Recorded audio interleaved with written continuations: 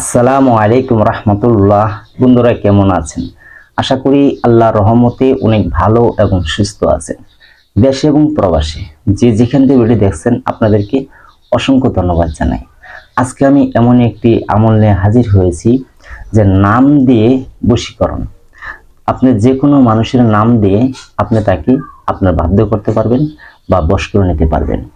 যেমন দেখা যায় আপনার কোনো ভালোবাসার মানুষকে আপনি এই নাম জানেন, এই নাম দিয়ে আপনি বশীকরণ বা তাকে বাধ্য করে আপনার কাছে নিয়ে আসতে পারবেন। বা দেখা যায় আপনার স্ত্রী আপনার কথা শুনে না, আপনার স্ত্রীকে আপনি বাধ্য রাখতে পারবেন।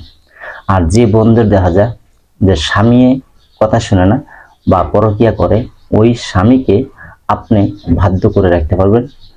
বা দেখা যায় ননদ বা শাশুড়ি হোক, বা দেখা যায় ননদ শাশুড়ি মিল হয় না, কিংবা আপনার শাশুড়ি যদি কিছু মানুষ আছে যে উগ্র মেজাজ বা অন্য টাইপের থাকে, ওইসব লোকদেরকে আপনি বাধ্য করে আপনার আওতায় রাখতে পারবেন, যে আপনি যা বলবেন তাই শুনবে।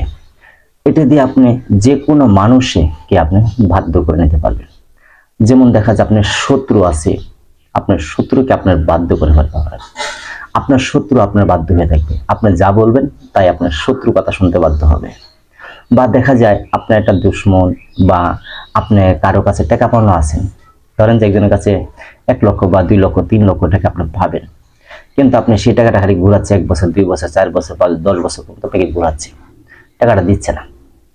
ওই লোককে আপনি তার নাম যদি আপনি জানেন, এই নাম দিয়ে আপনি তাকে বশ করে নেবেন, তখন আপনার টাকাটা আপনি আদায় করে নেবেন। ঠিক আছে? অর্থাৎ এটি হলো এমন একটি জিনিস, আপনি যে কোনো ছেলে পুরুষ নারী যে কোনো মানুষকে আপনার বাধ্য করে নিতে পারবেন। এমন একটি আমল শেয়ার করতেছে, পুরানি আমল। এখানে আপনার কোনো গুনাহ হবে না বা কোনো নাজায়েজ কোনো কাজ হবে না, জায়েজ পন্থায় ইসলামী পন্থায় আপনাদেরকে আমলটা দিচ্ছি। যারা নাকি আপনি অনেক তান্ত্রিকের কাছে বশীকরণ কাজ করছেন, বা দেখা যায় আপনি কোনো কবিরাজ বাড়ি গেছিলেন, বা দেখা যায় আপনি কোনো হুজুরের কাছে গিয়েছেন, তারপরে আপনি কাজ করছেন, রেজাল্ট পান না বা আপনার রেজাল্ট হচ্ছে না, আপনি অনেক টাকা দিয়েছেন তান্ত্রিক কবিরাজের পিছনে, কিন্তু আপনার কোনো কাজ হচ্ছে না। আজকে আমি যে আমলটা দিব, এই কাজটি আপনি নিজেই করতে পারবেন। আপনার কবিরাজ বাড়ি যেতে হবে না, কোনো তান্ত্রিক ওঝার কাছে আপনি যেতে হবে না, আপনি নিজেটা নিজেই পারবেন। কোনো হুজুরের কাছে আপনি যেতে হবে না, আপনি নিজেই আপনার মন মতনে ঝাঁকে আপনি বাধ্য করে নিতে পারবেন। কিন্তু এর মধ্যে শর্ত রয়েছে কিন্তু।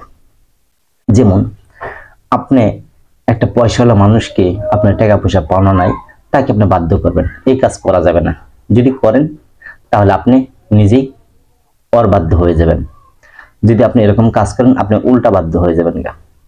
দেখা গেল একজন পয়সাওয়ালা মানুষ প্রভাবশালী আছে, তার অনেক সম্পদ আছে, এই লোকটাকে আপনি বাধ্য করে কিছু টাকা হাতিয়ে দেবেন।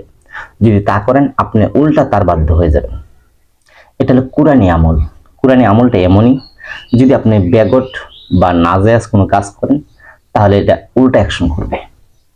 আর যদি আপনি সঠিক নিয়মে মানে হালাল যে বিষয়টা আছে সেই বিষয়ে কাজ করেন, আপনার কাজ নগদে হবে। মাত্র 5 মিনিট সময় লাগবে, একদম 5 মিনিট ঘড়ি ধরা। আপনি কাজ করার পর 5 মিনিট করে অপেক্ষা করবেন।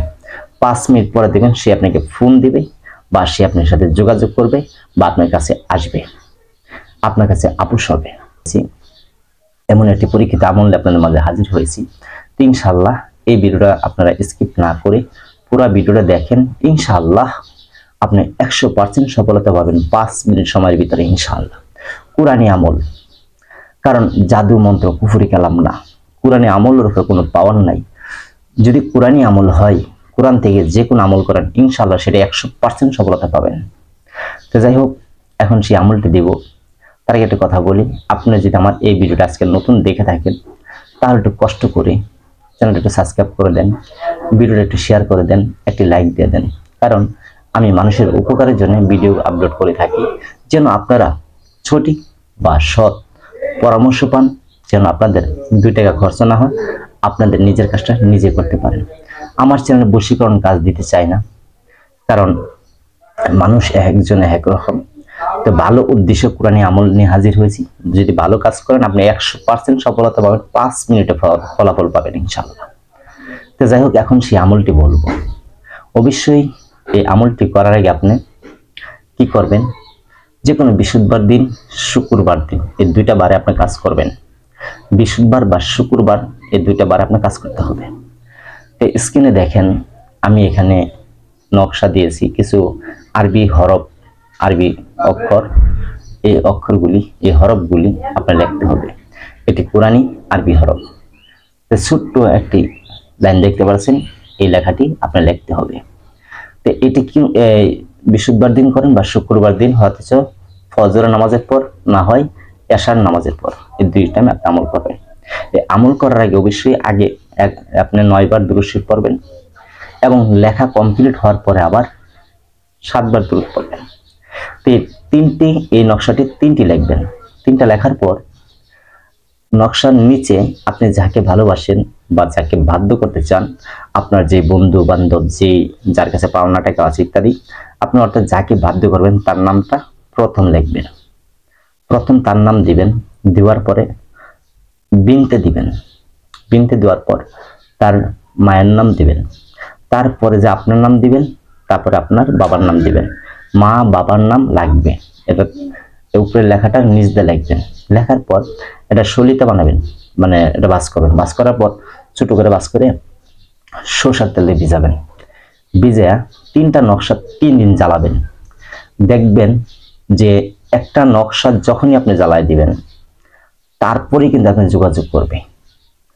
একটা নকশা জ্বালানি মাত্রই এসে যোগাযোগ করবে। যদি তাতে কোনো ভুল হয় বা কোনো কিছু হয়, তার দ্বিতীয় দিন আরেকটা জ্বালাবেন। তারপর যদি তাতে না হয়, তাহলে আরেকটা জ্বালাবেন। ইনশাল্লাহ 3টা জ্বালানোর 5 মিনিট পরে আপনি রেজাল্ট দেখতে পারবেন কিভাবে আপনার কাছে হাজির হয়। এমন আছে কারো ক্ষেত্রে একটা নকশা জ্বালানির সাথে সাথে এসে পড়ে, কারো ক্ষেত্রে 2টা নকশা জ্বালানির সাথে সাথে এসে পড়ে, কারো ক্ষেত্রে 3টা নকশা জ্বালানির সাথে সাথে আসবে। এটা কখনো মিস হবে না, মাত্র 5 মিনিট। যদি আপনি কাজ করেন, যে কাজ না হয়, ভিডিওর কমেন্টে বলবেন যে আমি আপনার এই নকশা লিখেছি কিন্তু আমার কাজ হয় নাই, কেন আপনি এই কথা বললেন, কমেন্টে লিখে দিবেন। কারণ এটা এত পরীক্ষিত যে এটা হলো সুলাইমানি একটি নকশা। এটা কিন্তু সকলে আপনারা জানেন যে সুলাইমানির যে নকশাগুলি আছে, আদি যুগের যে কিতাবগুলি আছে, এটি 100 কাজ করে। এটা কোরআনী পদ্ধতি আমল। যাই হোক, আপনারা এভাবে কাজ করবেন ইনশাআল্লাহ। আর আপনাদের যে ভিডিও প্রয়োজন কমেন্টে কমেন্ট করবেন, ইনশাআল্লাহ আমি সেই ধরনের ভিডিও নিয়ে হাজির হব। যাই হোক, সকলে ভালো থাকবেন। আসসালামু আলাইকুম রাহমাতুল্লাহ।